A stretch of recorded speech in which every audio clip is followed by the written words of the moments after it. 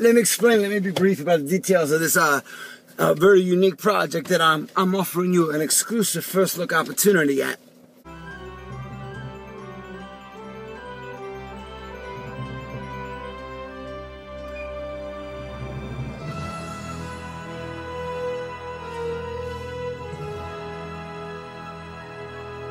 This is the kind of shit that you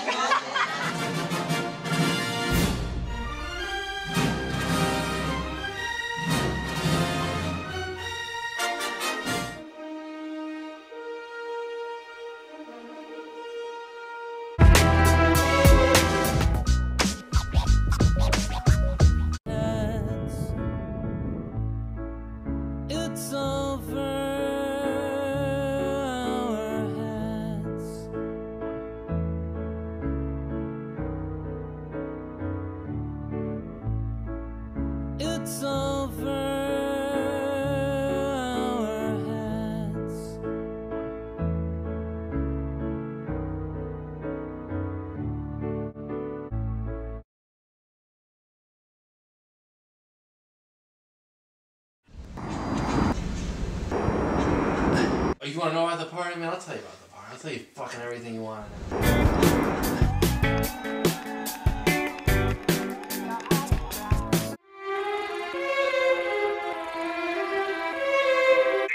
Sir, I will have you hooked before you take off, and I'll have you sold before you land.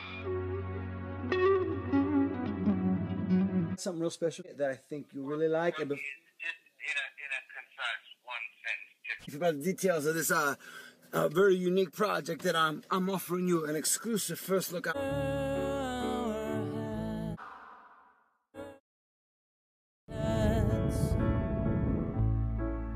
It's over.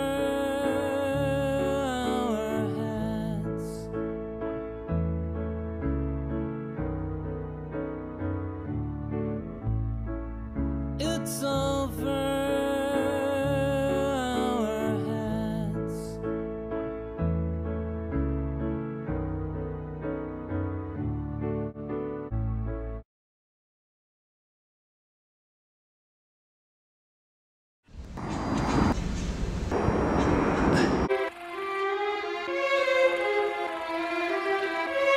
So let me just tell you about what it is. Well, I got to the tape.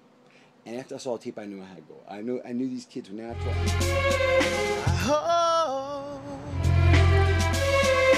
And what's interesting to people is real drama. Well, and I pray. Ever since we had this whole damn, real world thing, everyone's been trying to bat on it and reproduce it and bottle the magic once again. To keep your precious love. It's hard, it's really hard to do something because it gets contrived. Well, this is just one of those things that just happened. We just got lucky. I mean,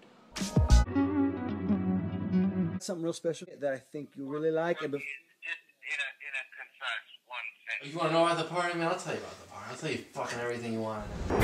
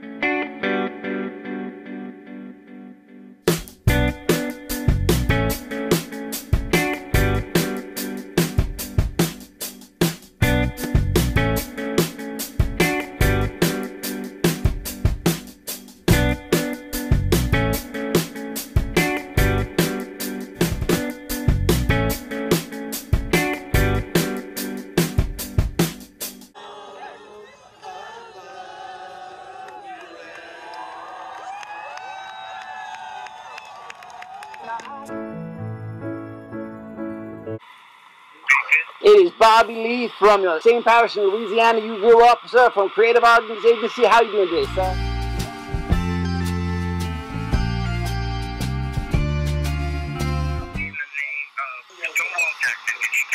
Is this your private sale?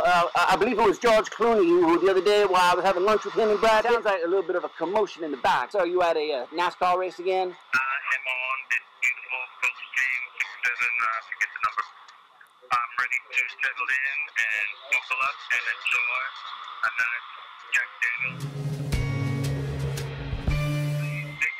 Sir, I will have you hooked before you take off, and I'll have you sold before you land. Something real special that I think you really like. And Just in a concise one sentence. if about the details of this very unique project that I'm offering you an exclusive first look on me.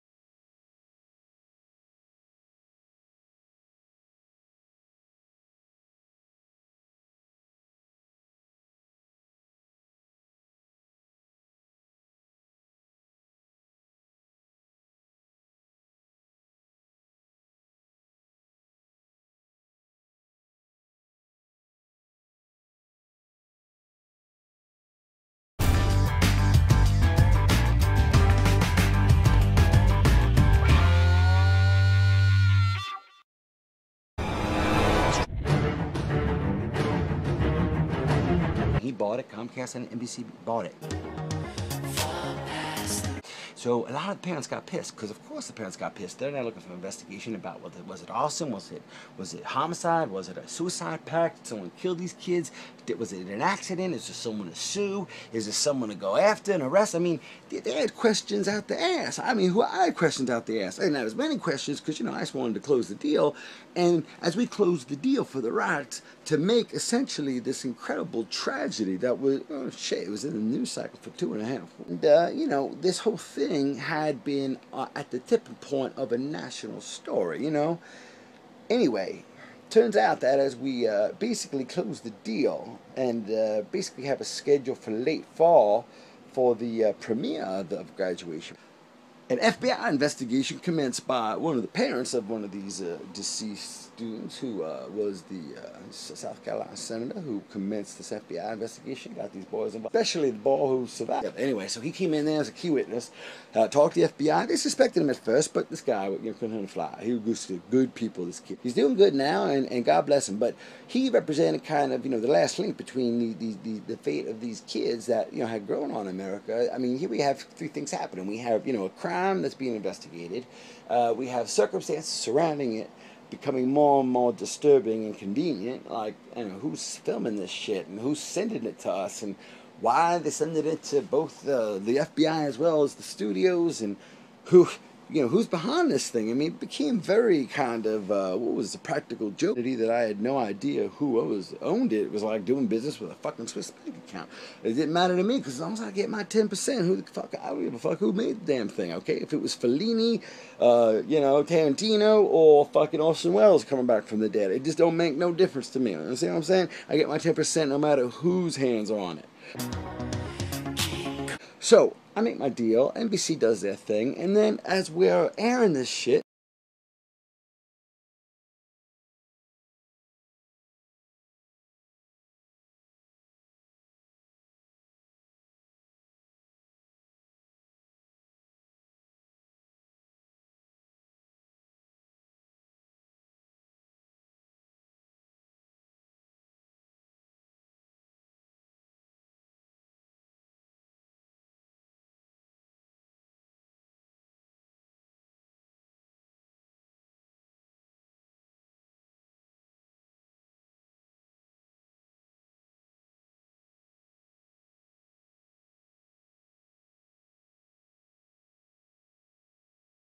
and this thing's, taking through the roof, and it's going, it's going to the point where they, we want to renegotiate the deal to double the terms. As that happens, new evidence is introduced, shall I say. And one of these dead kids all of a sudden turns up alive. That's right. Yeah. This black girl who was a sassy girl in the film. I mean, she was always rubbing her butts up against people. But she sent a little letter, and she sent a little tape, a little outtake, if you will, of some footage that had not been broadcast or even shown to NBC, to my knowledge. And after all that, a scandal ensued, and we were trying to figure out what the fuck was going on and who did what to where. Were they alive? Where were they? Who did this? What was the purpose? Was this true? Was this fake footage? Who knew? So finally, they started to figure out that, yeah, they had actually filmed this, and they got the filmmaker in there. They actually found the filmmaker who had made this shit. You understand what I'm saying? They found him, they brought him in, and after bringing him in, they got some answers to some questions. To make a long story short, once we understood that they had not intended to do something this insane, we realized it had gotten out of hand, and they were basically, the whole plan was very simple. These kids didn't want to grow up, they didn't want to get jobs, so they wanted to remain young forever and college forever. And in order to perpetuate that and to make that eternal machine, if you will, the perpetual money machine of doing nothing and not working and not having any responsibilities, what they did was they killed themselves. They killed their young selves. They formed a corporation, a 501c3, and they started to take charitable donations through the licensing of what? Of the very footage that they themselves conveniently had filmed, ostensibly because it was, a big night and a big party. That's why they had it filmed. But that ain't the reason why they had it filmed. They had it filmed because they knew they were going to get it monetized. They were going to live in death, monetized, funded, and financed by monetization and all exploitation in ancillary markets throughout the world, whether it's Netflix or TV or, DVD. These people knew they were going to get paid for the licensing of this content if it hit. And their deaths ensured that it would hit. Because had these kids lived, who gives a shit about watching 10,000 of these goddamn parties happen every day? Who gives a shit whether this was one was videotaped? Who gives a shit about these kids? I'll tell you why America would care and did care. It's because they had died. Or correct myself, because we thought they had died. It's like, why are all these artists famous after they die? Something changes about the most ordinary things, or certainly the most extraordinary things change, but something about death changes a whole person's life. Don't make no sense to me, but it's the way it is. It's the way it's gotta be, I guess. Anyway, this whole thing has been a complete mess. All we've tried to do is do right by everybody and just get this thing fixed. Yeah, we may have exploited a tragedy. And yes, that tragedy turned out to be a comedy in a sense that it was completely fabricated, but that in itself is a fraud, which was not fair to the parents that suffered and to those that invested emotionally into these people and thought they were dead. Yet it did, it did kind of, in this age of the internet and ubiquity of information about people's lives and the voyeurism that's been so commonplace. Is it really so wrong? Maybe they were clever to have monetized their deaths and don't do what they did. I don't know. Listen, I don't got the answers. I just got the questions, all right? My name's Bobby Lee, and I just got some questions. And you boys, you guys are the investigators. You guys are the lawyers. You guys went to, the justice schools. You figure it out. All I got to know is one thing. I got some other things to do. I just got, besides Jersey Shore and the graduation party, I did Buck Wild, too, which is basically a story about where I grew up. And so, we've had a tragedy there, a real death. Nothing fake about him. He died, and God bless him. But, that show was going on, and they wanted to pull it. So, there's a lot of weird things going on here with these reality shows and how much, truly, reality is much stranger than fiction, as they say. It certainly was here. It certainly was.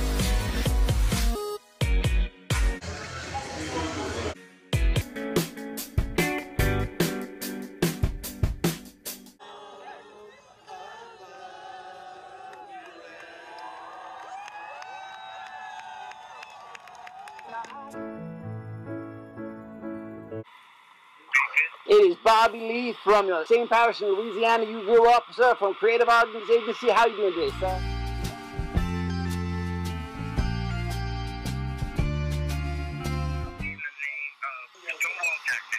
Is this your private cell?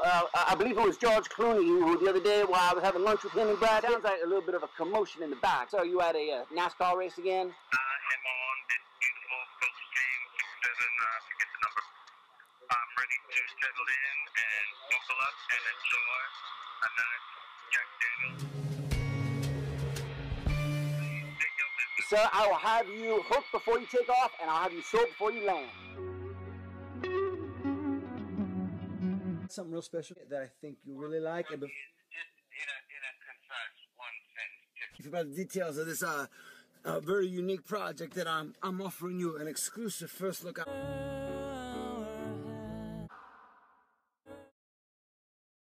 About the details of this very unique project that I'm offering you an exclusive first look opportunity. Something real special that I think you really like. And Just in a concise one sentence. in a one sentence concise pitch. This shit is crazy. You want to know about the party? Man, I'll tell you about the party. I'll tell you fucking everything. Basically, I got myself months ago.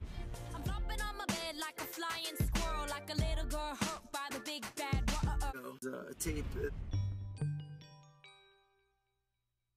that was called the graduation party.